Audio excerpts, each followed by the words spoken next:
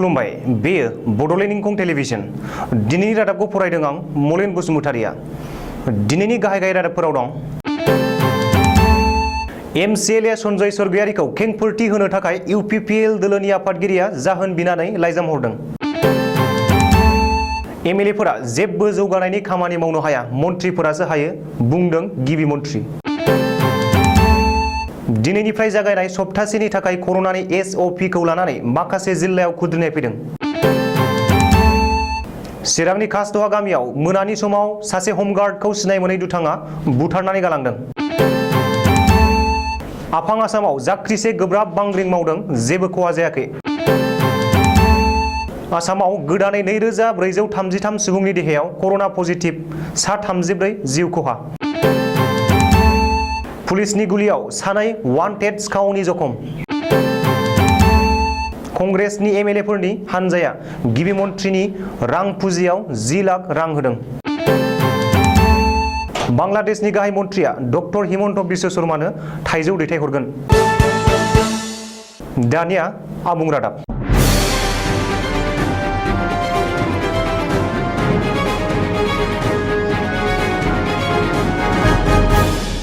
Social मिडियानि गेजेरजों UPPL दोलोनि इसिङारि बेले-बेजे आरो आब्रुथिनि आंखालखौ बुंनायनि थाखाय हरिसिङा बियाबनि एमसिएलए सन्जय सरगयारिनो इउपिपिएल दोलोनि मावफुं आफादगिरि रोंगोरा नार्जारिया सानथामनि गेजेरावनो खेंफोरथि होनो थाखाय गांसे जाहोन बिनाय लाइजाम हरदों मंगलबार खालिनि बे लाइजामाव बुंनाय जादोंदि जुदि खेंफोरथिया आजावथाव नङाब्ला सन्जय सरगयारिनि बेरेखायै दोलोआरि आब्रुथि राहा लानाय जागोन मख'नो गोनांदि एमसिएलए सन्जय सरगयारिया ससियेल मिडियानि गेजेरजों आथिखाल बिटिसिनि गाहाय प्रमद बर'खौ खेंसालियायै थांखिनानै सोंखारिदोंमोन आरो एसअपिडि फान्डखौ उदालगुरि जिल्लायाव मोनाखै होननानै बुंदोंमोन आरोबाव लोगोसेनो गोबां दोलोआरि इसिं जेंनाखौ बुंथिदोंमोन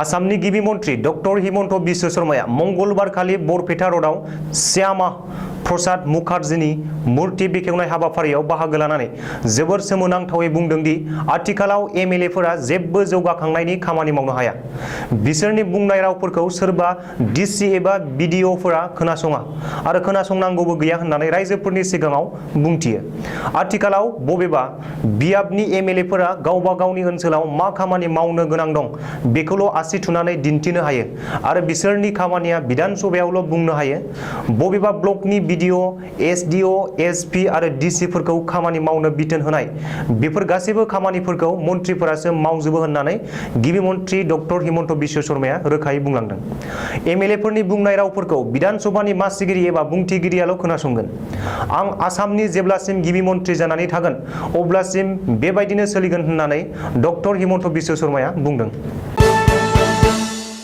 आसामनि केबिनेट मन्थ्रि केशव महन्तआ मंगलबार खालि सप्तासेनि थाखाय फोसावनाय आरो दिनैनिफ्राय जागायनाय कर'नानि गोदान एसअपिखौ लानानै आसामनि माखासे जिल्लायाव गोजोननाय गैयै फोरमायदों मख'नो गोनांदि गवालपारा नगाव जरहाट सनितपुर बिश्वनाथ लखिमपुर आरो मरिगाव बे मोन 7 जिल्लायाव आसाम सोरखारा 23 घन्टा आबुं लकडाउन फोसावदोंमोन नाथाय गवालपारा जरहाट मरिगाव आरो लखिमपुर बायदि जिल्लानि सुबुंफोरा आबुं लकडाउन फोसावनायाव गोजोननाय गैयैखौ फोरमायनानै खुद्रिदों मानो होनोब्ला सिगांनि समावबो आबुं लकडाउन जानायनि थाखाय रावबो सुबुंफोरा जेबो खामानि मावनो मोनाखिसै आरो गोबां नखरारि एबा गावारि जेंनाजों मोगा-मोगि जानांबाय गुबुन मोन 16 जिल्लाफोराव जेरै 1 रिंगासिम खामानि मावनो मोननाय एबा फालांगियारि फसंथानफोरखौ खाबु होयोमोनब्ला गोजोननाय मोनगौमोन होननानै बै जिल्लाफोरनि सुबुंफोरा बुंदों मानो होननानै बुङोब्ला आथिखालाव जेबो खामानि मावनो मोनैयाव गोबां बिथिङाव गोबां खहा जालांबाय आरो थांखांनाय समखौ मोनफिननो हाया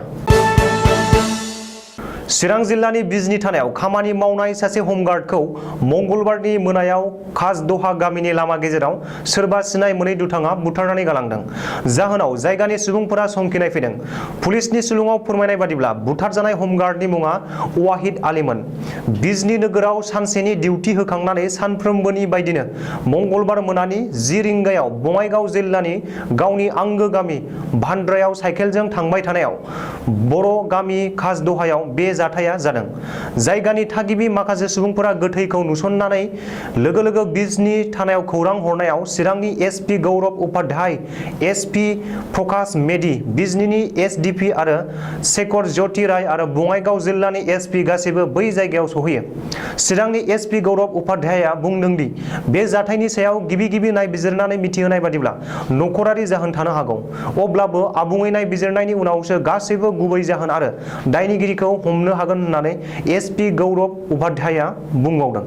आथिखालाव पुलिसआ गोथै सहखौ बोखांनानै पस्टमर्टेमनि थाखाय दैथायहरबाय। बे जाथायखौ लोब्बा लाखिनानै आमसुनि आफादगिरि रेजाउल आली सरकारा दाबि खालामदों दि जाहाथे पुलिसआ दायनिगिरिखौ थाबैनो हमो आरो थोजासे साजा होयो। आथिखालाव आसामनि दाब दाब जायगायाव फिसा फिसायैब्लाबो थाखो थाखो बांग्रिं मावबाय थानायखौ नुनो मोनदों। बुधबारखालि फुंनि 8:45 रिंगायाव आफां आसामनि गुबुन गुबुन जिल्लायाव 5.6 रिक्टर स्केलनि 20 सेकेन्ड समसिमहालागै गोब्राबै बांग्रिं मावदों। गुवाहाटी बरझारनि बोथोर बिगियान मिरुनिफ्राय मिथिहोनाय बादिब्ला दिनैनि बे बांग्रिं मावनाया मेघालयनि तुरा ओनसोलनिफ्राय जागायजेन्दोंमोन। अदेबानि बे बांग्रिंजों दासिमबो जेरावबो रावनिबो जेबो खहा जायाखै होननानै मिथिनो मोननाय जादों। आसामाव महामारी कर'ना भाइरासनि गाग्लोबनाया रुइलांनो लासै लादों। अब्लाबो मंगलबारखालि सानसेनि गेजेराव आसामाव 2433 सा सुबुंनि देहायाव गोदानै कर'ना पजिटिभ मोननो हायो आरो सा 34 कर'ना बेरामिफोरा जिउ गोमायो। बेजों लोगोसे मैयासिम आसामाव कर'नाजों गाग्लोबजानाय बेरामिफोरनि बिबाङा गासै 5,22,267 सिम सहैबाय आरो कर'नाजों जिउ गोमानाय सुबुंफोरनि बिबाङाबो सा 4,717 सिम दावखोबाय। सावस्रि बिफाननि रिपर्ट बादिब्ला मंगलबारखालि गलाघाट जिल्लायाव गोदानै 270 सा सुबुंनि देहायाव कर'ना पजिटिभ मोनदों आरो बे आसामनि गेजेरावनो बांसिन। गलाघाटनि उनावनो 246 सा गोदान कर'ना बेरामिजों जरहाट जिल्लाया नैथियाव दं। बबेखानि मैया सानसेनि गेजेराव सनितपुराव सा 229 आरो कामरुप मेट्र' जिल्लायाव गोदानै सा 203 सुबुंनि देहायाव कर'ना पजिटिभ मोननो हायो। सावस्रि बिफाना फोरमायथिनाय बादिब्ला मैया सानसेनि गेजेराव रायजोनाङै 1,02,262 सा सुबुंखौ कर'ना टेस्ट खालामदोंमोन आरो दासिम आसामाव कर'ना पजिटिभ मोननो हानायनि हारा 2.43 जौखोन्दो। दिनै फुंबिलियाव हजाय पुलिसआ दुथांफोरनि सायाव गुलि गावदों। हजाय जिल्लानि सखामतलियाव जादों पुलिसआ दुथांफोरनि सायाव गुलि गावनाय जाथाया। पुलिसनि बे फायरिंआव सानै मस्ट वान्टेड सिखावफोरा गोब्राब जखम जायो। जाथायनि बागै पुलिस सुलुङाव फोरमायथिनाय बादिब्ला हजाय पुलिसआ दिनै फुंबिलियाव सिगांनिफ्रायनो नागिरजाबाय थानाय सानै सिखावखौ हमना लाबोनाय समाव सिखावफोरा पुलिसनि जिम्मानिफ्राय खारनो नाजायो। जाउनाव पुलिसआ सिखावफोरनि सायाव गुलि हगारनो गोनां जायो। बबेखानि बे जाथायाव गोबांथार लुथिनाय आरो दाखाथि खालामनायजों लोब्बा थानाय सानै वान्टेड सिखाव फजल हक आरो जाकिरा गोब्राब जखम जायो होननानैबो पुलिस सुलुङाव फोरमायदों। बबेखानि बे जाथायनि उनाव गुलि नांजानाय फजल आरो जाकिरखौ फाहामथायनि थाखाय गुवाहाटी मेडिकेल कलेज देहा फाहामसालियाव थिसननाय जायो। मख'नो गोनांदि रायजोआव उदखारि हिंसा आरो आयेन बेरेखा खामानिफोरखौ होबथानो थाखाय पुलिस बिफाना गोख्रों राहा लागासिनो। गिबि मन्थ्रिनि रां फुजियाव 10 लाख रां अनसुंथाइ होदों कंग्रेसनि एमएलएफोरनि दोलोआ। विधान सभानि हेंथा दोलोनि दैदेनगिरि देबब्रत सायखियानि दैदेननायाव थांनाय कंग्रेसनि एमएलएफोरनि हान्जाया दिनै गिबि मन्थ्रि डक्टर हिमन्त बिश्व शर्माखौ लोगो हमनानै गिबि मन्थ्रिनि रां फुजियाव 10 लाख रां अनसुंथाइ होयो। मख'नो गोनांदि रायजोआव महामारी कर'ना भाइरासनि हेंथायै सोलिगासिनो थानाय दावहायाव कर'नाखौ फेजेननो थाखाय कंग्रेसनि बिथिंनिफ्राय बे अनसुंथाइखौ होदों। गिबि मन्थ्रि डक्टर शर्माखौ लोगो हमना राङारि अनसुंथाइ गथायनायाव हेंथा दोलोनि दैदेनगिरि देबब्रत सायखियाजों लोगोसे हेंथा दोलोनि लेङाइ गाहाय रकिबुल हुसेन, बाजेद आली चौधुरी, रेकिबुद्दिन आहमेद, जाकिर हुसैन सिकदार, भरत नर, शिबामणि बरा, आब्दुल कालाम रशिद आलम, आब्दुल रशिद मण्डल, बसन्त दास, दिगन्त बर्मन, आफ्ताब उद्दिन मल्ला आरो डक्टर आफसिस महम्मद नाजरमोना बाहागो लायो। भारतनि गाहाय मन्थ्रि नरेन्द्र मदिजों लोगोसे भारतनि गुबुन गुबुन रायजोनि गिबि मन्थ्रिफोरनो बान्था महरै थाइजौ दैथायहरदों बांलादेशनि गाहाय मन्थ्रि शेख हासिनाया। भारत आरो बांलादेश मोननै हादरनि सोमोन्दोखौ गोख्रोंसिन खालामनो थाखाय बांलादेशनि गाहाय मन्थ्रि शेख हासिनाया हरिभाङा जोलैनि थाइजौखौ भारतआव दैथायहरदों। बान्था महरै बांलादेशआ आसामनि गिबि मन्थ्रि डक्टर हिमन्त बिश्व शर्मानोबो थाइजौ दैथायहरगोन। बांलादेश सोरखारा डक्टर हिमन्त बिश्व शर्मानो 300 केजि थाइजौ दैथायहरगोन। रिपर्टनि बादिब्ला मिजोराम आरो मेघालयनि गिबि मन्थ्रिनोबो थाइजौ दैथायहरगोन बांलादेश सोरखारा। दिनैनि रादाबा एसेनोसै, गोजोन्थों।